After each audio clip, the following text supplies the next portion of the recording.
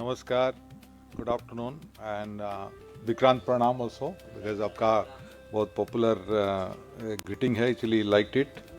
और आज का मुख्य अतिथि I think doctor Neeraj Tomar, doctor vice chancellor Shri Atul Kumar and आपका director main chairman of the IEEE conference the Vikrant University doctor Bisen, बाकी सारे विद्वानों, स्टूडेंट्स एंड प्रेजेंटेशन। कल का मैं भी कुछ सेशन में बैठा, एक्चुअली बहुत लर्निंग हुई। कुछ चीज़ें जो कहावत है कि हम लोग पढ़ना कभी छोड़ना नहीं चाहिए, क्योंकि जब तक जिंदा हैं पढ़ना चाहिए। और मैं ये इसको काफ़ी बिलीव करता हूँ, क्योंकि काफ़ी हमारा सर्विस में, सिविल सर्विस में एक बड़ा सा कमी होती है कि जब एक सर्विस में आ जाते हैं, क्योंकि कॉम्पिटिटिव एग्जाम बहुत टफ है, उसके बाद खाली फाइल पढ़ के नॉलेज बनाते हैं। मैंने काफ़ी दिल्ली में ही बोला हूँ कि विज्ञान भवन में ये सब फाइल पढ़ के मत बनाइए, आप रिसर्च पेपर बुक पढ़िए और ज्ञान बढ़ाइए। और फिर फाइल पढ़ने वाला ज़्यादा दूसरों को ज्ञान देना शुरू करते हैं ये सबसे बड़ा दुविधा हमारा है, क्योंकि और एक सब कुछ ना फंडामेंटल उनका क्लियर रहता है और काफ़ी कन्फ्यूजन क्रिएट करते हैं, फिर बाद में सॉल्यूशन ढूंढने के दूसरों को जिम्मेदारी देते हैं। ये बहुत बड़ा हमारा सिस्टम है। तो ये एक जो 2 दिन का जो बनाया है बहुत अच्छा था।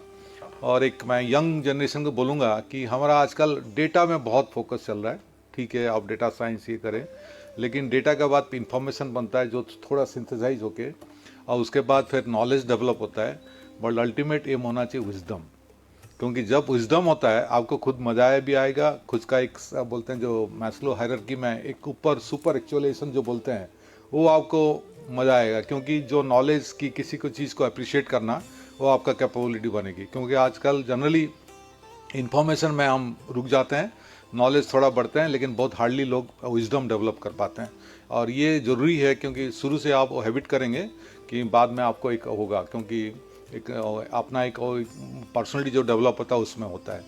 तीसरी बात और एक है, बड़ा इंटरेस्टिंग है, क्योंकि आजकल जो इश्यूज़ आ रहे हैं, जैसा काफ़ी इंडिया में भी इश्यूज़ हैं, विदेशों में भी इश्यूज़ हैं, और ये काफ़ी लोग हम लोग टाइम वेस्ट कर रहे हैं जो अनप्रोडक्टिव वर्क में, क्योंकि बेमतलब का। मैं तो काफ़ी कल बोलने वाला था कि AI बेसिकली क्या है, जो परमानेंट मेमोरी है। बिफोर मैरिज गर्लफ्रेंड क्या पहनती क्या खाती सारे परमानेंट मेमोरी हो जाता है। जब शादी करते हैं बीवी क्या पहनती कुछ पता ही नहीं होता है, जो अपना नेचुरल मेमोरी है तो इस तरह का हो गया, क्योंकि जो अननेसली कोई फिल्म स्टार क्या पहन रही है, क्या खा रही है, उसी में डिस्कशन उसी में होता है। और जो मेन इश्यूज है, जो कोई प्रॉब्लम सॉल्व कुछ करना चाहिए, उसमें हम फोकस नहीं कर रहे हैं। और ये मोस्टली ऐसी ही हो रही है, क्योंकि यंग जनरेशन में एक बड़ा सा हम पता नहीं किस तरह का बहकावे में आ गए हैं, और उसी में वो चला हुआ है, और वो अल्टीमेटली कहीं आगे बढ़ नहीं पा रहे हैं, और फ्रस्ट्रेशन बाद में डेवलप होता है। क्योंकि हम लोग भी देखे थे अपना यंग टाइम में, कोई क्रिकेट में फ़ैन था, पर लेकिन क्रिकेट में फ़ैन होना, लेकिन और भी कुछ काम करना भी होता है, कि फिल्मों में फ़ैन होता है। हॉबीज़ डेवलप करना अलग बात है, लेकिन जो मेन कोर एरिया आपका जो भी है, क्योंकि वो नहीं फोकस करेंगे और भी एक प्रॉब्लम हो जाएगी। क्योंकि ग्रेजुअली अभी देख रहे हैं काफ़ी स्टूडेंट्स लोग फ्रस्ट्रेशन में IIM में सुसाइड करना शुरू कर दिए, क्योंकि फ्रस्ट्रेशन डेवलप हो रहा है, क्योंकि उस तरह का अपना कैपेबिलिटी बढ़ा नहीं पा रहे हैं। Luckily I think Vikrant university is immune for that, कुछ नहीं हो रहा है, लेकिन काफ़ी इशूज़ आ रही है अभी, थोड़ा थोड़ा फेल्यूर होने से बहुत बड़ा इशू आ रही है।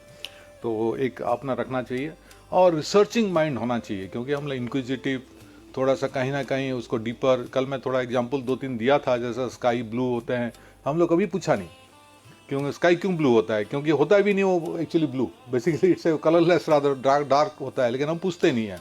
इस तरह का CV रमन का भी कल दिया था, क्योंकि समुद्र वाटर क्यों ब्लू दिखता है, वो इंक्विजिटिव में वो अल्टीमेट डेवलप करके नोबेल प्राइज मिला। कैसे काफ़ी चीज़ें अपना नेचर में प्रॉब्लम्स है कि कुछ अलग से हिडन मतलब जो बोलते हैं साइंस है, उसको डिस्कवर करना कि इन्वेंट करना एक अलग बात होना चाहिए। और डेफिनेटली आज के लिए और एक आपको थोड़ा छोटा शायरी सुनाता हूँ।